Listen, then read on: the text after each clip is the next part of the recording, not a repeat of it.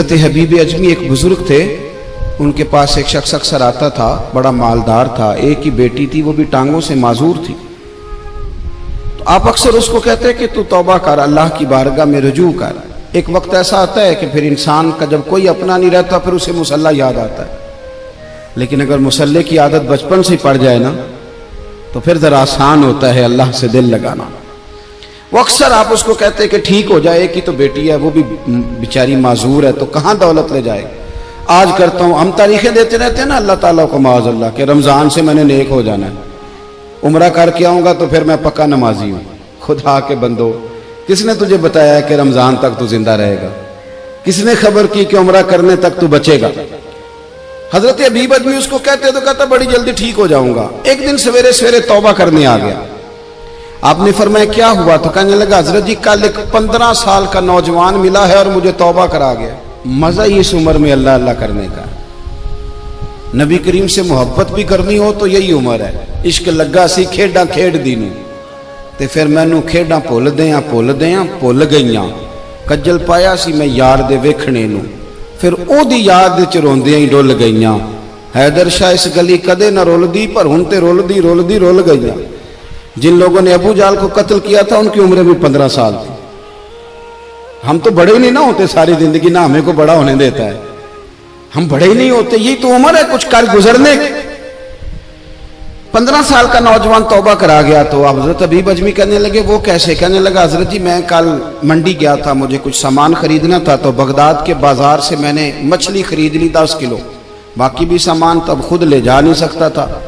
तो मजदूर आपको पता है बेचारे आज भी सड़कों पे बैठे हैं।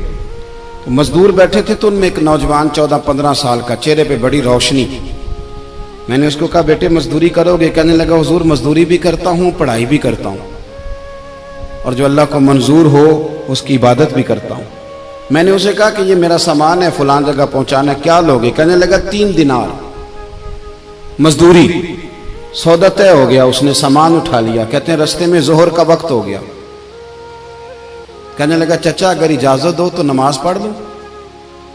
15 साल का जवान।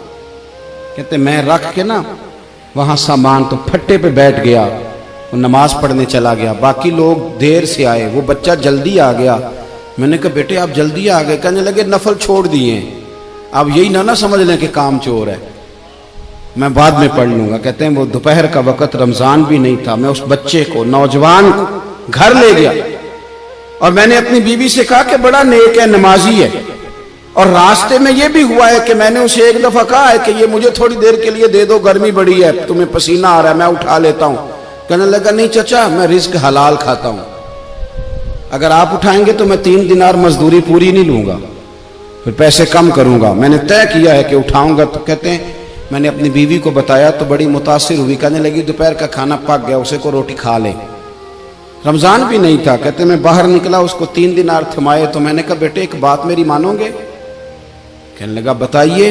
मैंने कहा खाना पकाए खा लो। कहने लगा मैं माफी चाहता हूं, मैंने रोजा रखा हुआ है। हुजूर ने हुक्म दिया, हुक्म नबी करीम ने हुक्म दिया, बुखारी मुस्लिम की हदीस है। फरमाया नौजवानों अगर तुम्हारे पास ताकत है तो निकाह कर लो, वरना रोजे रखो। हुक्म दिया, या निकाह और या रोजे, ये सरकार का हुक्म है। भाई नफली रोजा नफ्स की कुव्वतों को कुचलता है, इंसान में नौरानियत और रूहानियत लाता है।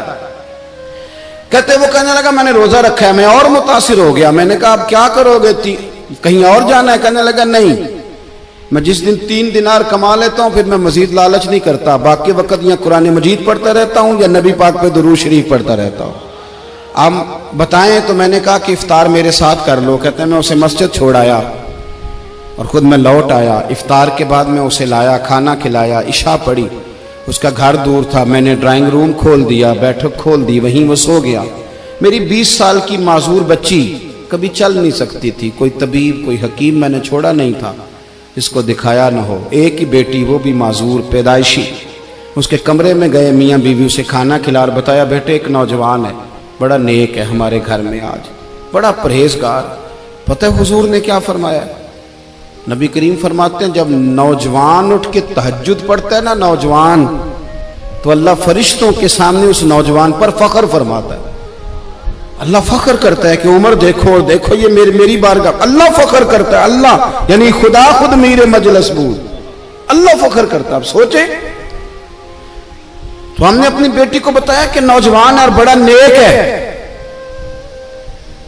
तो कहते हैं वो खाना खिला के हम वापस आ गए। आधी रात का वक्त हुआ तो दरवाजे पे दस्तक हुई, बच्ची अपने कमरे में सो रही थी, हम अपने कमरे में, वो बैठक में। घबरा के उठे कि इस वक्त कौन है दरवाजे पे? तो बेटी कहने लगी अब्बा दरवाजा तो खोलना।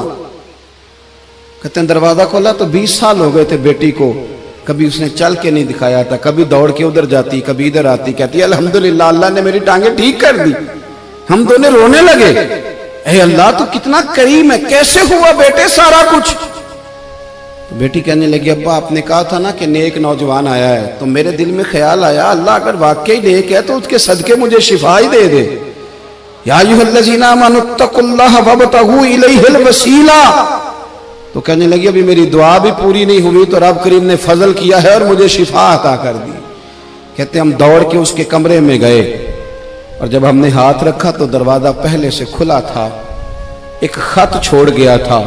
आजकल के पीर की करामत होती तो फेसबुक पे दे देता, बाकियों को भी जरा भूल पता चले। कहते हैं वो खत छोड़ गया अपने बिस्तर पे कि अगर तुम लोगों को मुझसे मोहब्बत हो गई है तो मेरे पीछे ना दौड़ना, उस रब की बारगाह में झुकना जिस रब ने मेरे ऊपर भी फजल फरमाया है और आप पर भी करम फरमाया।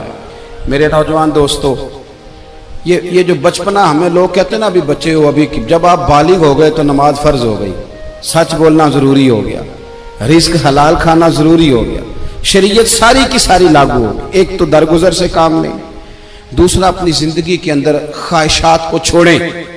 सादा खाना तो वैसे ही इंसान को तंदुरुस्त रखता है। ये जो चक्कर हमने डाला हुआ है ना मर्जियां करने का, अब मोटरसाइकिल बिल्कुल अच्छी भली होती है पर सिफारिश ये है कि मॉडल पुराना हो गया है, तो ये तो कमजोर लोगों की अलामत है।